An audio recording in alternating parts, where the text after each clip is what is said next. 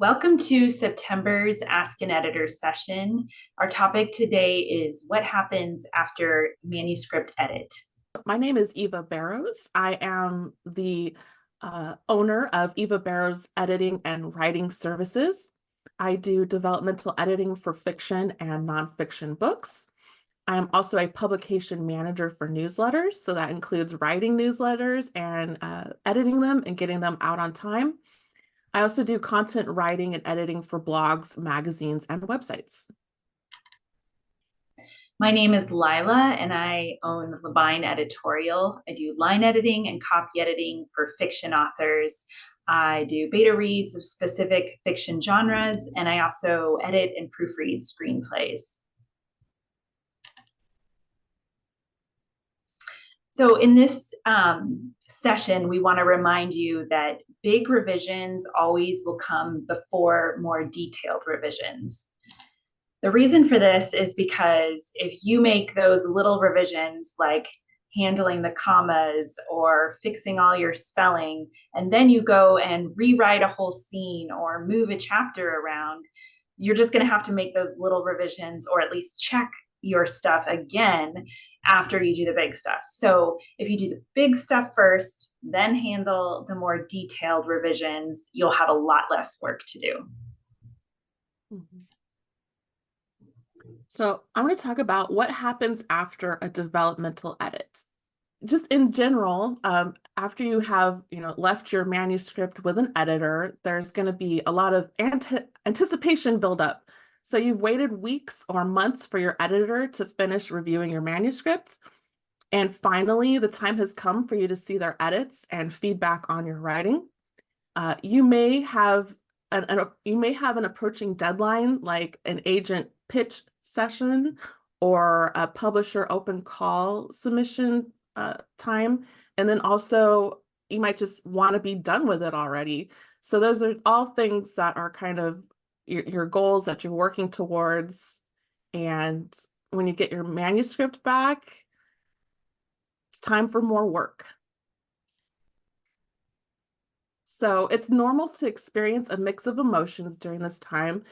You may be curious to find out what your editor has to say about your book or your writing project. You might be excited to start revising your book. But once you hear about areas that need additional work and see redline edits and comment bubbles all over your manuscript pages, you might start feeling stuck or daunted at the task ahead. So my advice is to collaborate with your editor.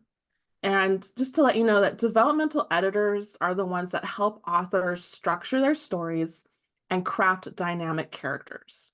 Developmental editors should offer a handoff meeting to walk authors through their findings. So that could be an in-person get-together with your editor or just a call over Zoom. And then together you'll look at examples of comments and edits that they made in the manuscript, and then how to review the story tracking tools and go over the feedback the editor has documented in their editorial letter. And then this is when you're meeting with your editor, it's a great time for you to ask clarifying questions. And then you should leave the meeting knowing how to use the materials your editor has prepared. And then if you're still unsure about something that when you're looking it over on your own, you can email them or, say, can I have a quick chat with you just to make sure I understand everything that you've given me. So examples of some of the revision materials that you might receive back from your editor include a story tracking spreadsheet. And this is an analysis of all of the story elements that are, within your piece. An editorial letter. So this is kind of the most, common thing that you'll get back from your editor. It's going to have ideas on how to strengthen any weak spots that they find, and they'll let you know what their findings are in the letter. Then there's manuscript edits. So that's where missing or underdeveloped elements are flagged within the manuscript itself. And then maybe sometimes there'll be some comment bubbles, giving you some feedback as you go through the manuscript. And then there's external craft materials. So these are resources that the author can use to develop their writing skills. And then last month, we did an Ask an Editor workshop where we went over all the different types of revision materials in detail. So you can check that out on either of our websites, and then we'll also have a link to that in our YouTube. So spend some time reviewing all of the materials that you get back from your editor. So you look at your edited manuscript and all that supplemental material, and then kind of just spend some time with it. Note what the feedback is asking you to do during the revision. So you kind of just analyze, see what your editor says, see if you agree with it, make notes. And then there will be questions that you need to answer to help strengthen your story and improve the reader experience. So kind of think about how you're going to handle these questions that your editor brought up.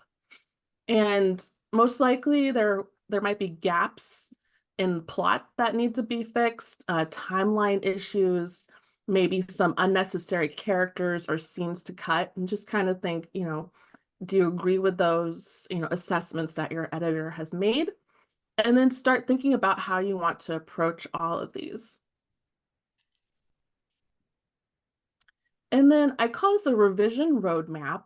So there's a couple of things that your editor has given you that can kind of guide you on your revision journey. So one of those is that editorial letter, and that's going to point out the repeating problems throughout the manuscript.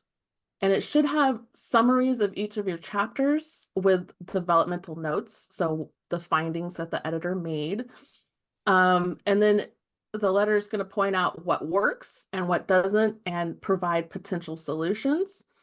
And then your editor should also call out the top 3 things to focus on first in your revision. And this goes back to, starting with the big things first. Priority goes to the overall story structure and then character development. So another thing you can use as your revision roadmap is that story tracking spreadsheet. And then I really go into depth about how to use that in the previous workshop that we did. So the spreadsheet is going to reveal the inner workings of your full story at a glance. And it's going to look at the story structure, like how many chapters you have, scenes, and word count. And then it's going to look at the purpose and story function of each of your scenes. And then really get into detail about the character goals, their external and internal conflict within each scene. And you can just really use this to clarify your revision path. So now that you know what you need to do, you need to figure out how you're going to do it. So implementing your revision roadmap. So you would schedule time to revise your manuscript. And this is similar to just scheduling time to write the manuscript in the first place. So if you were writing in the mornings, just maybe you can revise in the mornings if you're not working on another project. So just identify what days and times you can block off to dedicate time. And then it might take, just to let you know, it might take a little while to get into the right headspace when you are working on your project. So, allow yourself maybe 15 minutes or however long it takes to really get into your project and really get to that productive time for you. So when you do a revision, consider making several editing passes. You don't have to do everything all at once, and it would be very difficult to hit everything you have to hit all at one time. So start with the most helpful, impactful story level revisions first, like we said earlier. Then go back through the manuscript to refine and fine tune. And I'll give you some ideas on that in the next slides. So here we go. Start with the big picture. So what does that mean? So when you revise, move from higher levels of importance to nice to haves. So start with what makes a story a story. And then you can end with, unique dialogue and colorful descriptions that can come later. So we'll look a little bit more into these story levels. So first off, I would suggest going with the story structure issues. And these are things like pivotal plot points. So you want to make sure you have a climax scene, and then all of the other parts of a story, your inciting incident, progressive complication, crisis, climax, and resolution. And all of this will appear in the story tracker. It'll show, if it's there or not there, and then that'll make it easy for you to go ahead and write those scenes. And then also, if you're writing in a specific genre, so say you're writing a romance or love story and the lovers never break up, that's going to be a problem for the tension in your story. So you need to make sure that's there. And then you can look up what are the genre beats for what type of story you're writing. They're documented online. You can go and make sure you have all of those beats within your story. So then you can move to chapter level issues. So do you have too many concepts or story plot points all in one chapter? Is there just like way too much going on? Or have you created a cohesive unit of scenes that are encompassed by the chapter? So do the scenes build and do they make sense to be put together in a unit as a chapter? Or do you have the other problem, is your chapter fractured and underdeveloped and needs to be combined with another chapter or cut altogether? And then some examples of scene level issues. So just make sure that each scene has a story event that happens. So something needs to happen that's going to move the story along. And then does your scene have a beginning hook, middle complication, and scene resolution end? So your scenes need to have a beginning, middle, and end, just like the full overall story. And then as you go, character development happens at all levels. So in every scene, does the character have a driving goal that they are moving toward, and are they being hindered from obtaining that goal? Does the character experience an emotional shift in each scene? So the character needs to kind of, if they're happy, then sad, or happy, then happier, we need to see a change in their emotion. Do they have internal and external conflicts within each scene?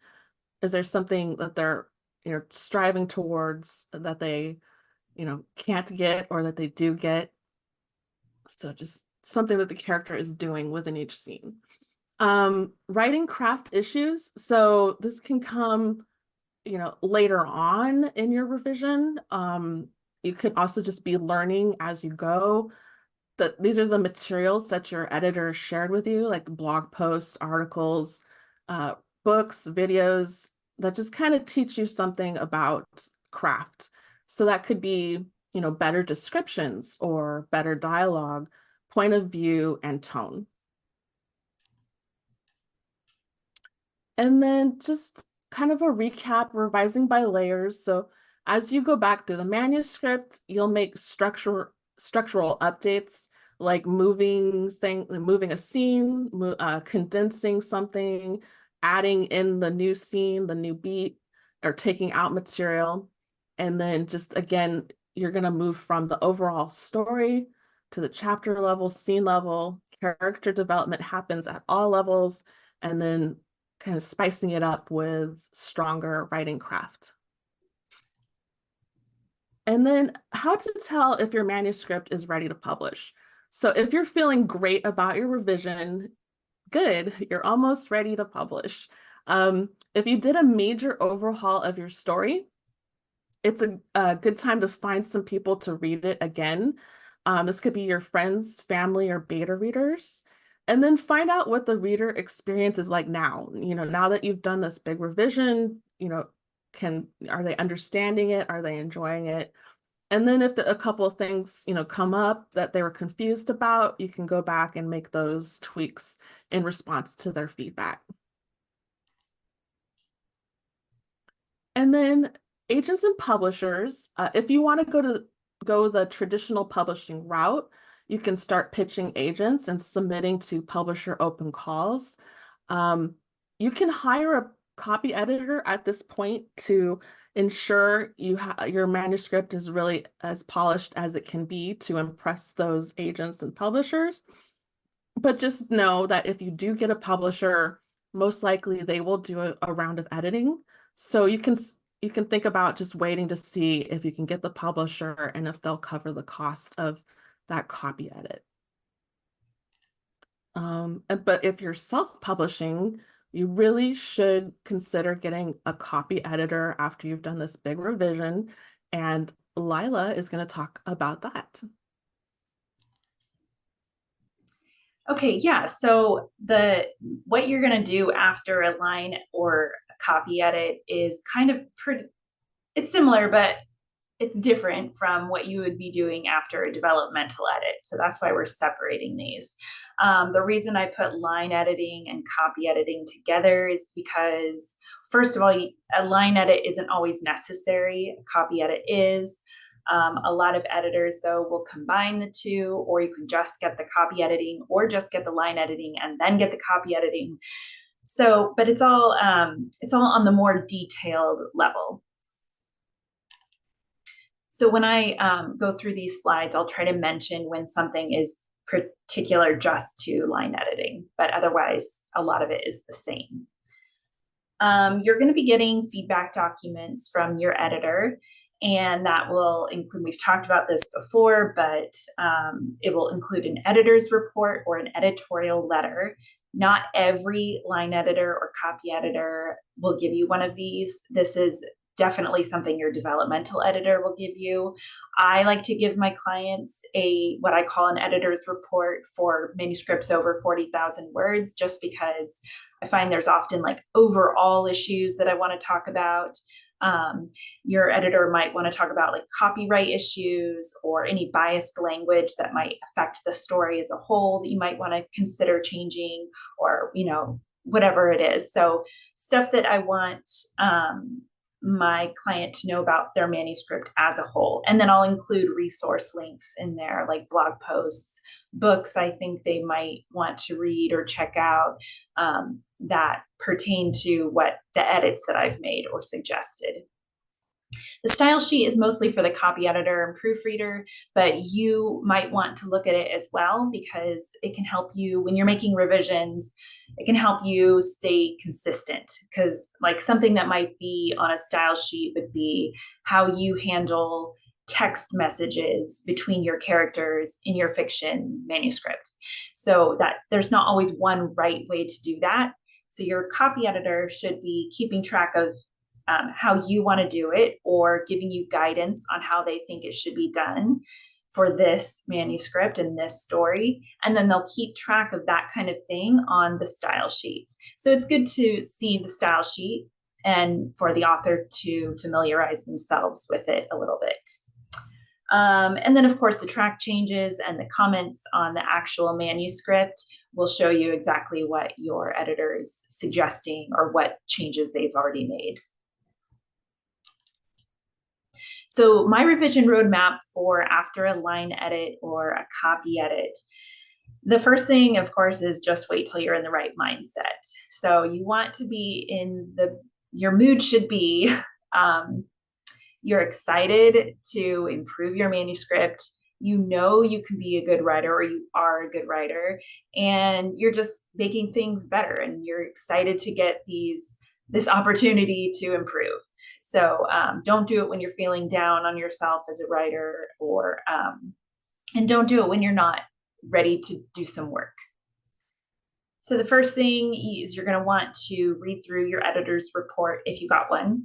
Just read through it, let it soak in, and then take a look at the style sheet just to get a feel for what your editor has put on there, the type of decisions they've made, the consistency issues or just editorial decisions, all of that. They should be noting your style, like what you prefer as well. And yeah, just get a feel for it. It's okay if you don't understand it all, because like I said, it's mostly for the copy editor and proofreader, but it can help to at least know what's on there. And then starting at the beginning of your manuscript, you're going to go through all the comments and suggestions that your editor has made. And I would take note, start compiling a list of questions if you have any that you want to ask your editor. Like if there's something they've suggested and you don't quite understand their explanation for why, or maybe they didn't put in an explanation and you don't understand and you want to know why.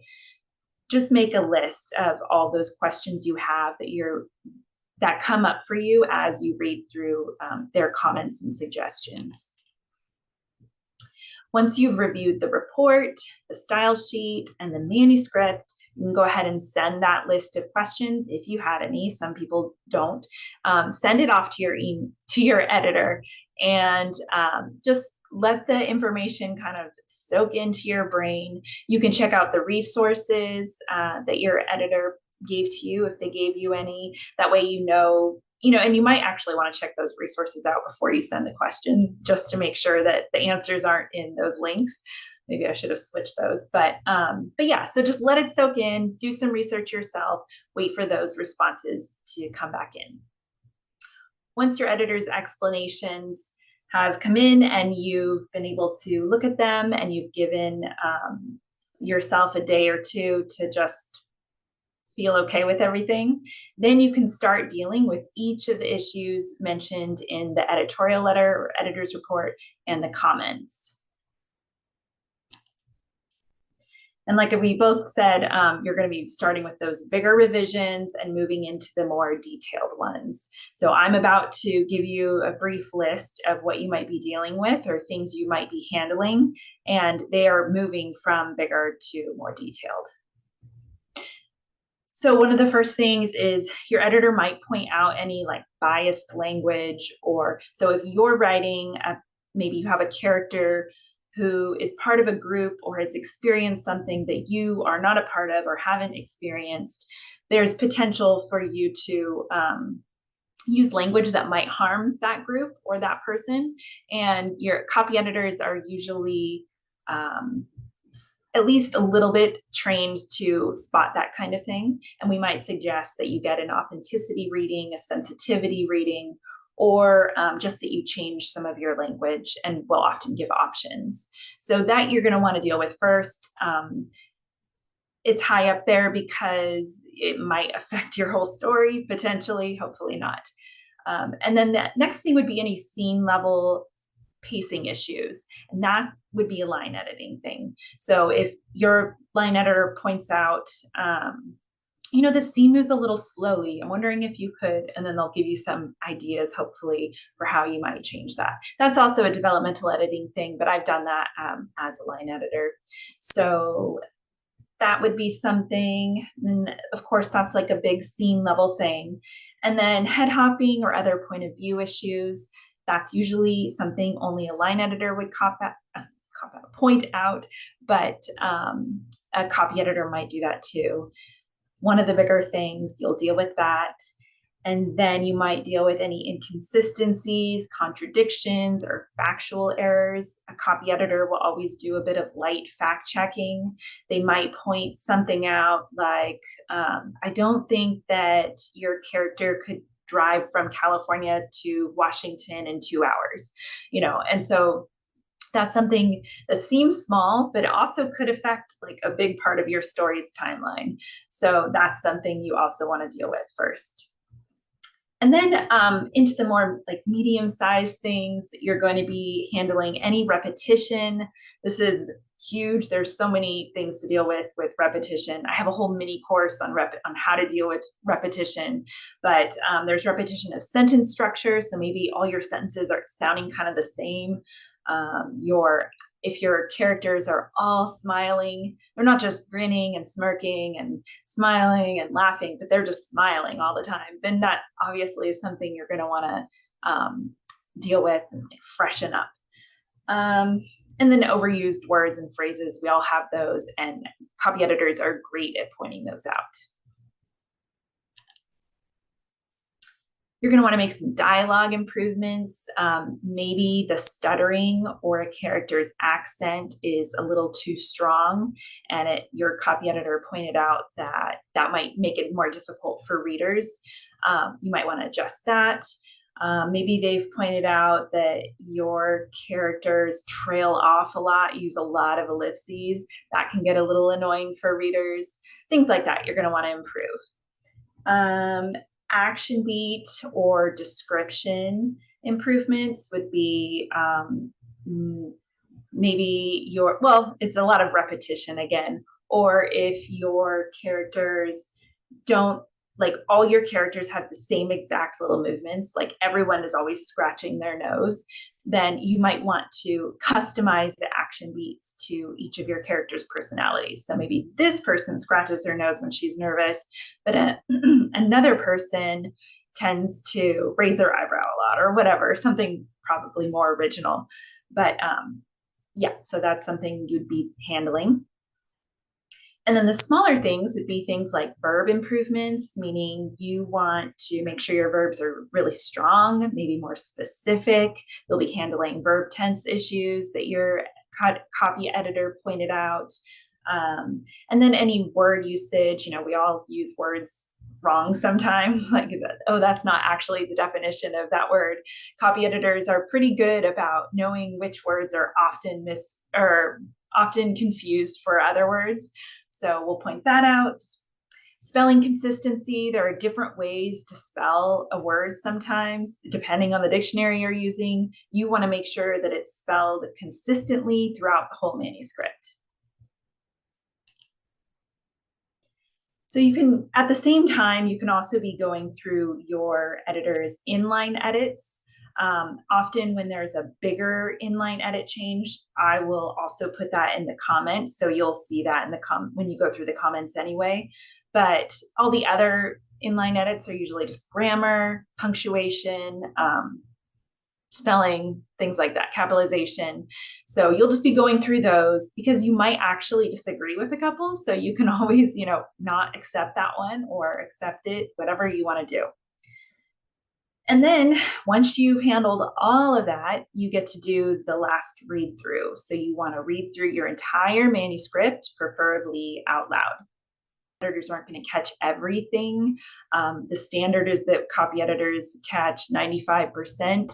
But yeah, so, it's never going to be perfect. So you might as well go through it one last time. How do you know when you're done revising? Like I said, it's never going to be perfect. So how do you know when to be done? There are so many people who never publish because they just keep wanting to make it better and better and better. And it's hard to know when to stop. Only you can really decide. But if you've addressed each one of your editors' comments and the things they've suggested in the editor's report, then, and you don't have to accept them all, but if you've at least looked at each one, thought about it, considered it, done a little bit of research, and then made your decision or made the revision, then that's good. And then all the things that I talked about in the previous slides, you've handled all of that. And then you've done your full manuscript read through, preferably out loud. Then you could probably say that you're ready, you're done with this part. You're done with revising after your line edit or copy edit. So if you're traditionally publishing and you decided to get a line edit or copy edit just to make sure, you don't always have to do that, but if you just really wanted to make sure, then you can go ahead then and start querying agents. So hopefully you'll have a list of agents where that are accepting the type of book you've written. So like nonfiction or fiction, your genre, this type of story. Sometimes agents will even request, like, I'm looking for this type of point of view or something like that. So you'll have your list, hopefully, or you'll make one now, and then you'll start querying. And if you're self-publishing, If you had your manuscript line edited only, you want to now do copy editing. Copy editing is one of those levels of editing that you don't want to skip. If you've had your manuscript line edited and copy edited, or you decided to skip line editing and just get the copy editing, you're ready to move on to formatting. So you want your book to be formatted properly so that it looks like a real, like, professional book. And usually that will mean you'll be hiring someone. It's sometimes called book formatting, layout design, interior design, typesetting. There's a lot of names for it, but they're all basically the same thing. All you want to know is you want your book formatted, and you want to make sure, if you haven't already, to get your cover designed. And then you're ready for proofreading. So you always want to do proofreading after the formatting. That way it's just that one last check. And preferably you want your proofreader not to be your copy editor. Some copy editors will also offer proofreading. I've done it too, but we then there should be a space of at least a month between, because if we do the copy edit, you do your revisions, and then a few days later or a week later, we're doing the proofread, we're not going to notice the typos because we did all that ourselves. And now if we go through and do the proofread, we're not going to notice probably. So, preferably you'd have a separate copy editor and proofreader. If they're the same person, you're waiting a month or two, maybe 3, before the proofread. Okay, so in October, we have our next session on the 23rd at 11, and the topic is, how can I improve my manuscript? Eve and I are also excited because we're speaking next week at the California Writers Club. Which section is it? What branch? Yeah. It's the San Francisco Peninsula branch of the California Writers Club. Yep. Yeah, so that's exciting.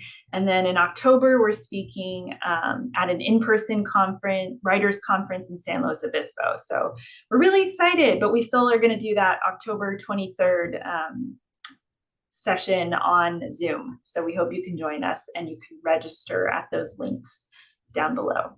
Ideas for topics in the future, please let us know. You can email me, and then Eve and I will talk about it and figure out what we want to do.